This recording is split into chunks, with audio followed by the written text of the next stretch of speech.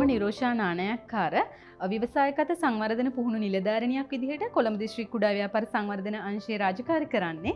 ඉතින් ස්ලිම් ආයතනයේ සම්බන්ධතා නිලධාරී වැඩසටහනේ පළවෙනි දවස ගැන කතා කරොත් පළවෙනි දවසේදී අපි කතා කරා රාජකාරී ජීවිතය සහ පෞද්ගලික ජීවිතය යන කියන දෙක බැලන්ස් කරගෙන කොහොමද රාජ්‍ය නිලධාරණයක් විදිහට රටේ දළදේශීය නිෂ්පාදනයට ඒ වගේම රටේ ආර්ථිකයට මහඟු දායකත්වයක් දක්වන ව්‍යාපාර සංවර්ධනයට අපෙන් වෙන්න ඕනි භූමිකාව මොන වගේ භූමිකාවක්ද කියලා කතා කරා අපි.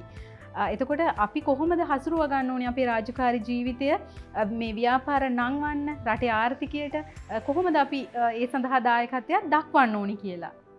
ඕනිරෝෂමිස් ඇත්තටම ව්‍යවසායකත්වය සහිත ඉදිරි ශ්‍රී ලංකාවක් වෙනුවෙන් රාජ්‍ය නිලධාරීන් වශයෙන් අපිට ලැබෙන මේ අවස්ථාව මහඟු අවස්ථාවක් විශේෂයෙන්ම පළවෙනි දවසේ විදිහට අපි ගතොතින් ඒ දවසේදී අපි කතා කළා නිරෝෂමිස් කියපු දේවල් වලට අමතරව විශේෂයෙන්ම අලෙවි අවස්ථා කොහොමද අපි හඳුනගන්නේ කියලා ඒ වගේම ප්‍රධානම ගැටලුවක් තමයි ශ්‍රී ලංකාවේ ව්‍යවසායකයන්ට අලෙවි අවස්ථා නොමැතිකම විශේෂම ජාතික සහ ජාත්‍යන්තර වශයෙන්.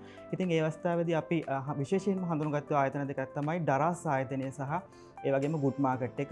ඉතින් අපි ඒ පිළිබඳව විශේෂයෙන්ම දැනුවත් වුණා. අපි බලාපොරොත්තු වෙනවා ඉදිරියේදී අපි හමුවට එන ව්‍යවසායකයන් වෙනුවෙන් එම අවස්ථාවන් විවර කරන්න. ඒ වගේම මේ අවස්ථාව අපිට ලබා දීමට විශේෂයෙන්ම කටයුතු කළා ව්‍යවසායකත්ව කර්මාන්ත සහ ව්‍යවසායකත්ව සංවර්ධන අධිකාරිය, ඒ වගේම ස්ලිම් ආයතනය, ඒ වගේම කුඩා ව්‍යාපාර සංවර්ධන අංශය, එහි නියෝජ්‍ය අමාත්‍යතුමා අමාත්‍යාංශය, ඒ වගේම ස්ලිම් ආයතනයේ සභාපතිතුමා සහ කුඩා ව්‍යාපාර සංවර්ධන අංශයේ අධ්‍යක්ෂකතුමා ඇතුළු නිලධාරීන් වෙහෙස මහන්සි වුණා. අප කැප වුණා මේ වැඩසටහන රාජ්‍ය නිලධාරීන් වශයෙන් අපිට ලබා දීමට.